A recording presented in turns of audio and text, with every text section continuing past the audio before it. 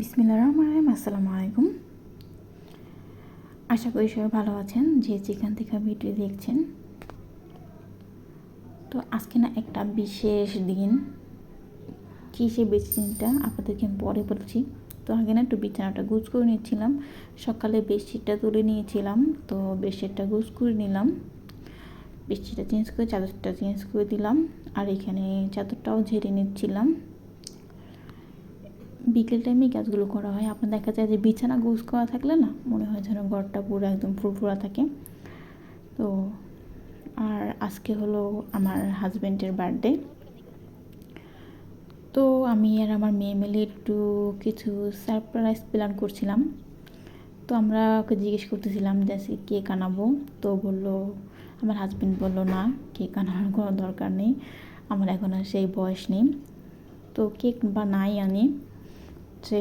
তো ওর জন্য না আমি একটু এখানে রান্না বান্না করছিলাম। তো এখানে আমি রান্না করবো হলো ক্যারামেল ক্ষীর। তো এখানে দুধ দিয়ে দিয়েছিলাম, তো দুধ আর এলাচ দিয়ে দিয়েছিলাম, আর দিয়েছিলাম দারচিনি। তো গরম হয়ে গেছে, উতলানো মানে দুটো উতলানো কমপ্লিট। এখন দিয়ে দিলাম হলো 1 কাপের মতো চাল।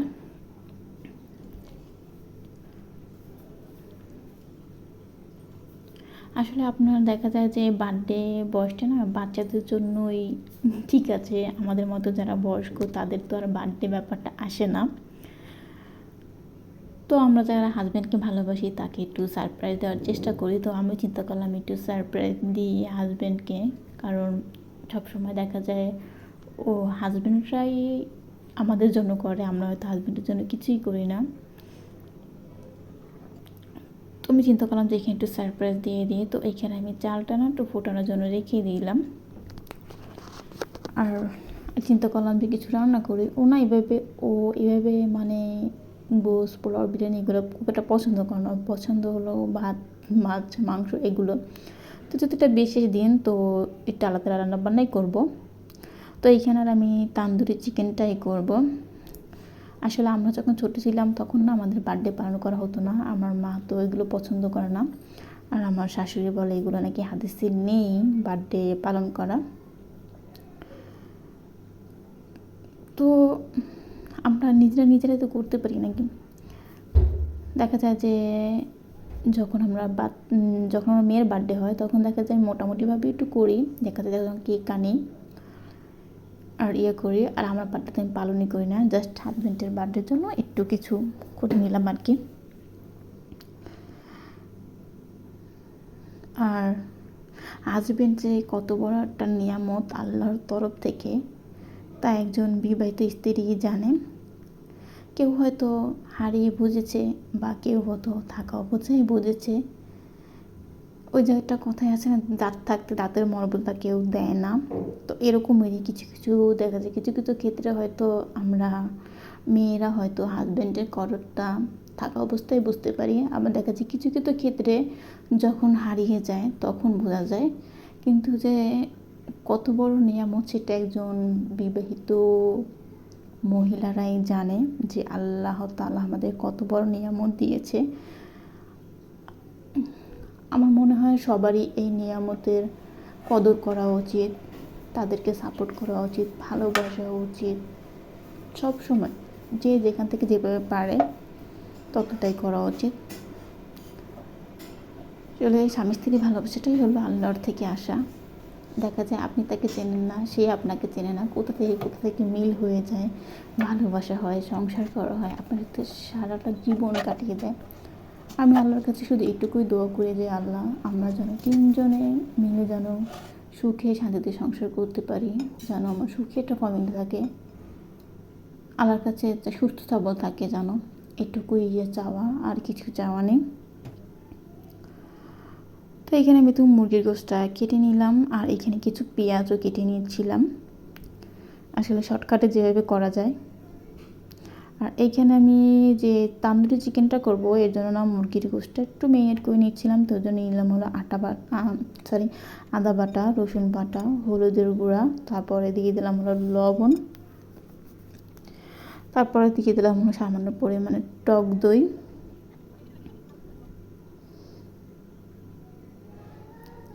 আর এখানে দিয়ে দিলাম হলো সামান্য কালারের ফুড কালার, সামান্য পরিমাণে ফুড কালার রং আসার জন্য। আর দিয়ে দিলাম হলো তান্দুরি চিকেন, যে বিরিয়ানি তান্দুরি যে চিকেন টিক্কা মশলা থাকে ওইটা। তো মশলাগুলো না আমি একটু এখানে বেশি ইউজ করতেছি, কারণ আমি পোলাও যে রাইসটা রান্না করবো ওই রাইসটাতে না আর কোনো ইয়ে দেবো না। আমি যে কী রান্না করবো সেটা তো আপনাদের বললাম না। আমি রান্না করবো হলো আজকে চিকেন টিক্কা তান্দুরি বিরিয়ানি আর ক্ষীর রান্না করব সেটা।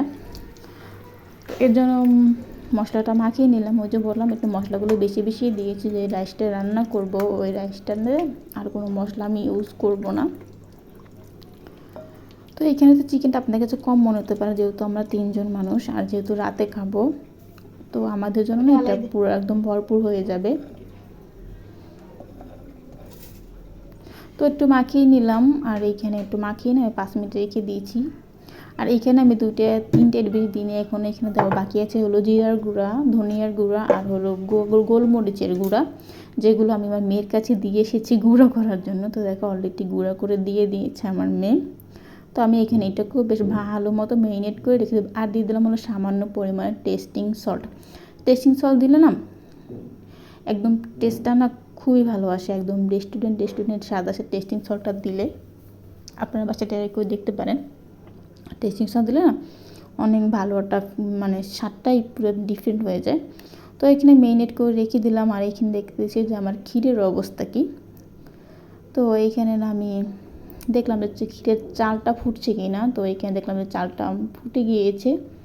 তো আমি এটা একটু ভালো মতো নাড়াচাড়া দিয়ে নিচ্ছিলাম, দেখছিলাম তলা লেগে যাচ্ছিলো কি না। তো তলা লাগেনি, বেশ পারফেক্ট আছে। আর এই জন্মদিন নিয়ে একটা হাদিস বলে দিই, জন্মদিন পালন করলে নাকি 1 বছর কমে যায়। তো আমার ঠিক সেটা জানা নেই, আমার মা বলতো। আর এইখানে যেহেতু আমি ক্যারামেল ক্ষীর করব, তো এইখানে না আমি আমার যে ক্ষীরের যে মিশ্রণটা সেটা হয়ে গিয়েছে। তো এইখানে আমি চিনি দিয়ে দিচ্ছি ক্যারামেল করার জন্য। আপনারা আপনাদের মিষ্টি অনুযায়ী ক্যারামেল করার জন্য চিনি দেবেন, আমি আমার পরিমাণ মতো দিয়েছি। তো এইখানে না ক্যারামেলটা আমি করে নিচ্ছি।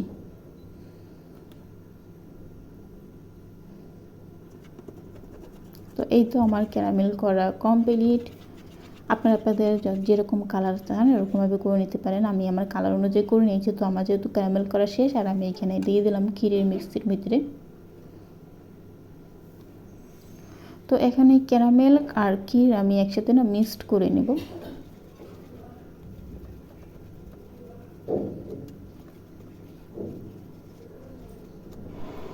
আর এইখানে দিয়ে দিলাম হলো 1 কাপ গুঁড়া দুধ। গুঁড়া দুধটা নামানোর আগে আগে দিলে না টেস্টটা খুবই ভালো আসে, আপনি মানে অনেক মজা আসে, মানে দুধ একটা স্মেল আসে।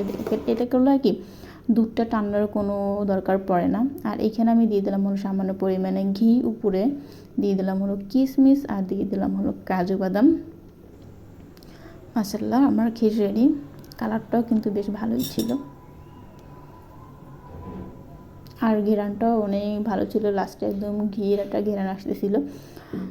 তো যাই হোক, এদিকে আমি যে চিকেন তান্দুরিটা আছে ওটা একটু ভেজে নিচ্ছিলাম। তো এখানে দিয়ে দিলাম হলো সামান্য পরিমাণে তেল। তো তেলটা একটু বেশ গরম করে নিচ্ছিলাম। তো তেলটা গরম হওয়ার পর আমি এখানে চিকেনগুলো দিয়ে দিচ্ছিলাম ভাজার জন্য।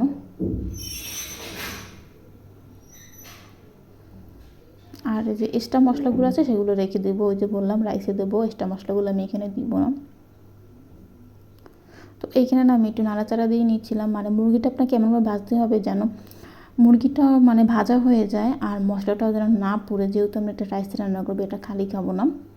তো এর জন্য তো আমি একটু উল্টে পাল্টে দিচ্ছিলাম যেন মশলাগুলো পুড়ে না যায়, আর আমার চিকেনটাও যেন একটু ভাজা ভাজা হয়ে যায়। তো দেখো মাশাআল্লাহ আস্তে আস্তে কিন্তু হয়ে এসেছে। আর আমার গোশতটাও কিন্তু অনেকটা সেদ্ধ হয়ে গিয়েছে। আমি একদম পুরোপুরি এখান থেকে সেদ্ধ করে নিব, কারণ আমি তো আর রান্না করবো না, এটা আমি জাস্ট দমে দেবো। তো দেখো কালার কিন্তু অলরেডি চলে আসে, আমার মশলাও কিন্তু পড়ে নেই, মশলাও কিন্তু সেরকমই আছে। তো এই তো পারফেক্ট হয়ে গিয়েছে।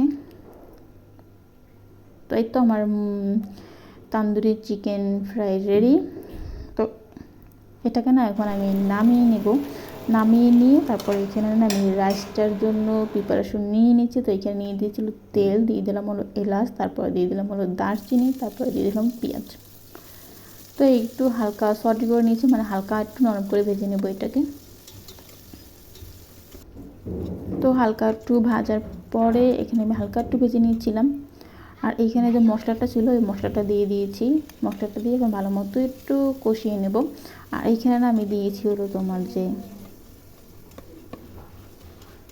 তো একটু ভালো করে ভেজে নিচ্ছিলাম, মানে যেন মশলা থেকে কাঁচা গন্ধটা যেন দূর হয়ে যায়।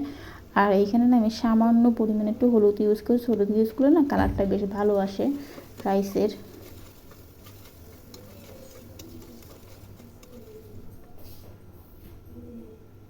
তো এখানে না আমার মশলাটা কষানো শেষ। আমি যে চালটা ধুয়ে রেখেছিলাম এখানে না আমি চিনি গুঁড়া চাল দিয়ে করেছি। তোমরা চাইলে না এখানে বাসমতি চাল দিয়েও করতে পারো। তো এখানে আমি চালটাও একটু বেশ ভালো মতো ভেজে নিচ্ছি।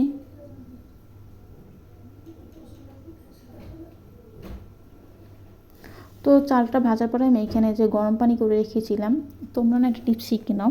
সবসময় না রাইস মানে পোলাও বা খিচুড়ি ঝরঝরা করার জন্য সবসময় গরম পানি ইউজ করবে পোলাওর চালের ভিতরে, তাদের ভিতরে একদম, তাহলে দেখবে যে একদম রাইসটা না একদম পুরো ঝরঝরা ঝরঝরা হবে, একটার সাথে একটা লেগে যাবে না।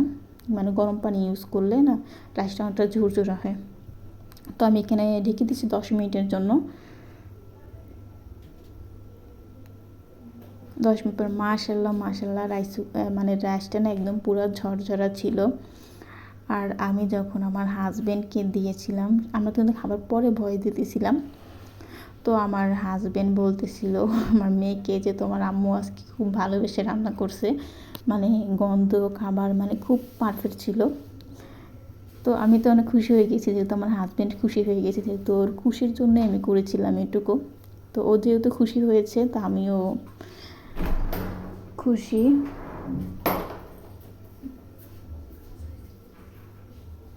তো এইখানে আমি রাইসের উপরে দিয়ে দিলাম হচ্ছে টিকিয়া মশলা, টিকিয়া তান্দুরি চিকেন যে ভেজে রেখেছিলাম ওইটা দিয়ে দিয়েছি উপরে মশলার। আর এখানে দিয়ে দিয়েছিল পেঁয়াজ বেরেস্তা, আর আমি সামান্য পরিমাণে না ঘিও অ্যাড করেছিলাম। তো এখন না আমি এটা 10 মিনিট এটা রেস্টে রেখে দেবো, যতক্ষণ পর্যন্ত আমার হাজব্যান্ড না আসছে ততক্ষণ পর্যন্ত দমে থাকবে। আর এই দিকে দেখেন আমি বিছানা গুছ করে গিয়েছি, আর দুই সাংসার দুদিকে মনে হয় যেন শুয়ে আছে, মনে হচ্ছে যেন আমি এদের জন্যই বিছানা গুছ করে গিয়েছি এইখানে। মানে এরা হলো আমার ঘরের সাংসা, খাবে দাবে আর ঘুমাবে, যেখানে দেখবে একদম পরিপাটি সেখানে এদের ঘুম। মনে হচ্ছে যেন পুরো বাসাদেরকে আমি দেখে দিয়েছি, এরকম একটা ব্যাপার স্যাপার এদের। আর এদিকে আমার মেয়ে পড়তেছে, কারণ সামনে পরীক্ষা। আর সরি আমি না খাওয়াটা আপনাদের সাথে ভিডিও দেখাতে পারিনি, কারণ ভিডিও করেছিলাম কিন্তু হয়নি। আর দেখেন একদম পুরোটাই শেষ হয়ে গিয়েছিলো রাত্রে, মানে এত মজা ছিল। আপনারা বাসায় ট্রাই করে দেখতে পারেন, একদম সিম্পল রান্না, সহজ রান্না, কিন্তু অনেক টেস্ট। বিরিয়ানির একটা নতুন। আর এই তো আমরা যে কেকটা ছিল সেটা দিয়ে আজকে নাস্তা করে নিচ্ছি সবাই। আর আমরা কিন্তু চা দিয়ে পাউরুটিও খেয়েছিলাম। আর এই যে ক্ষীরটা ছিল একটু পরে আমরা ক্ষীর নিয়ে নিয়েছি, আমার মেয়ে আমার হাজব্যান্ড সবাই নিয়ে নিয়েছি। তো আজকের মতো না ভিডিওটা এই পর্যন্তই। আল্লাহ হাফেজ, সবাই ভালো থাকবেন। আর সবাই না আপনার হাজব্যান্ডকে বেশি বেশি করে ভালোবাসবেন, দেখবেন সংসারে শান্তির কোনো কমতি হবে না। আল্লাহ হাফেজ।